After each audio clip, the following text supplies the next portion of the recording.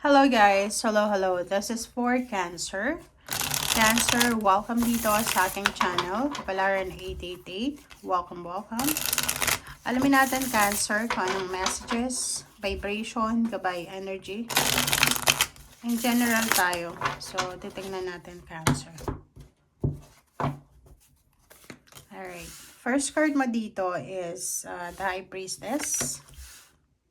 Ten of Pentacles. Cancer. The Devil. Ace of Wands. Page of Swords. And 2, 4, 6. And the Star. Page of Pentacles. Alright. I hope na nakikita nyo guys. Pasensya na ha. Okay. Cancer.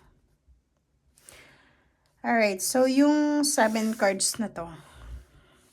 Kung makikita mo, there's a good news coming. Okay. There's so much good news. Emotional, or pwedeng from someone na connected sa'yo, emotion, like from relatives. Yung finances mo, maraming offers na pwedeng dumating sa'yo this year of 2026. So, ibig sabihin, meron din ng mga international travel or international offer, job offer, business offer na posibleng darating sa'yo, Cancer, this year of 2026. Ang nakikita ko sir dito sa Page of Pentacles is nakafocus ka sa pera this year. Nakafocus ka sa financial dreams mo. Kasi lahat tayo may kanya-kanya tayong financial dreams, diba? Ang nakikita ko sa'yo, same with the Pisces and the Scorpio. Focus kayo na mabago yung takbo ng inyong finances. High Priestess and Ten of Pentacles. Meron dito ng mga Cancer na pwedeng kayo ay fresh graduate ng kolehiyo, masteral, doctoral. Kung makikita mo dito yung Ten of Pentacles, sinasabi na isang hobby mo lang. Hobby. 'Di ba? Yung hindi mo naman trabaho talaga siya. Hindi mo siya trabaho. Hobby mo lang siya. Ang posibleng magdadala sa iyo ng financial blessing. So, halimbawa, hilig mo lang na magkumpuni ng sasakyan. Tapos mayroon kang trabaho everyday na hindi naman related doon sa pagkukumpuni ng sasakyan.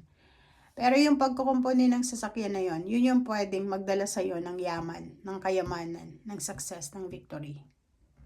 Alright? So, yung mga nakatago nating talento, hidden talents, siya yung magdadala sa inyo ng sobra-sobrang success.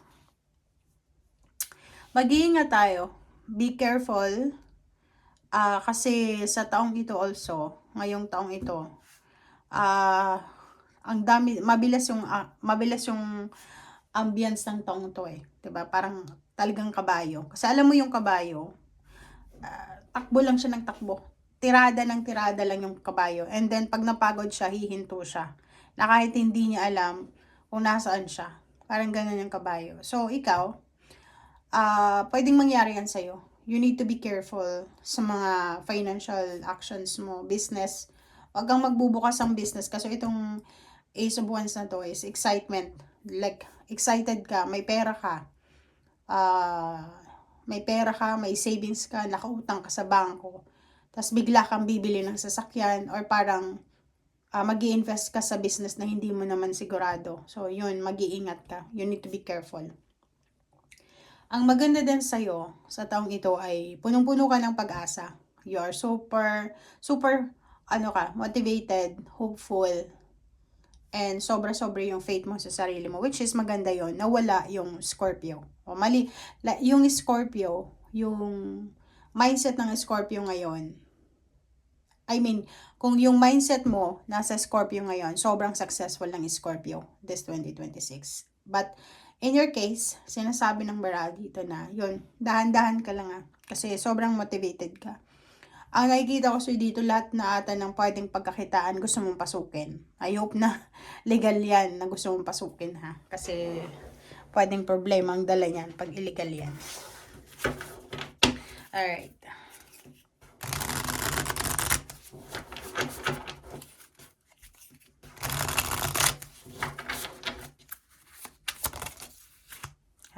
So, Dragonfly Spirit and Beaver Spirit. Oh. Ang sabi ng Beaver Spirit sa'yo, Cancer, na okay lang. Okay lang maging aggressive sa approach mo financially sa taong ito. But make sure na meron kang solid foundation. Ano yung ibig sabihin? Meron kang alam. Alam mo, gusto mo mag-business, make sure na pinag-aralan mo yung business na yan. Kumbaga, ihanda mo yung sarili mo. Dapat malakas ka. Dapat kahit anong mangyari, pwede kang mag-survive. Yung wala kang sisisihin na iba, kundi sarili mo lang. Di ba? Alright. Next is Dragonfly Spirit. So, truth transcends illusion. So, this year din, okay, ngayong taon din na to, sinasabi ng bara sa'yo na ngayon mo marirealize na marami ka, Cancer, na unrealistic yun, marami kang illusion. Marami kang mga unrealistic goals or anything na unrealistic na pwedeng ma-realize mo na hindi mo dapat siya iniisip or parang, alam mo yun, hindi dapat siya yung focus mo kasi hindi siya realistic. Okay? Ano yung ibig sabihin niya na naman? Okay? Ang ibig niyan sabihin na yung pangarap mo few years ago ay posibleng ma-realize mo na hindi siya tangible or hindi siya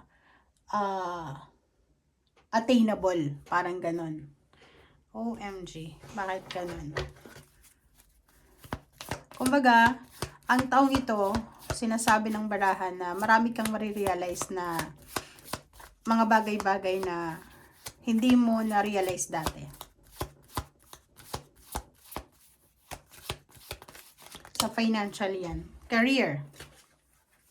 Congratulations sa'yo, Cancer, because may pag-asa.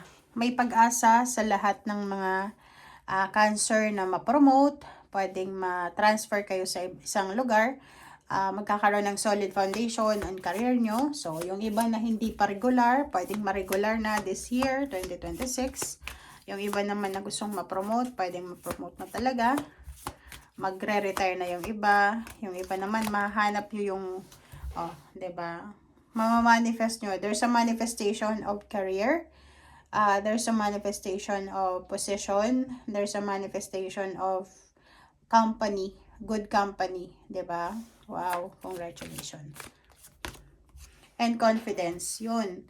So, nakikita ko sir dito na yun. Yun yung maganda kasi this year of 2026, normal yun eh. Pagpasok pa lang ng 2026, talagang lahat ng tao, hindi lang kayo, sobra kayong makakaramdam ng sobra-sobrang confidence and motivation. Kasi horse to eh. Fire pa. Ang fire talaga, malakas siya. Confident, excited siya palagi, persistent, aggressive. So, yun yung magiging approach mo sa pera this year. Okay? Thank you guys. Bye!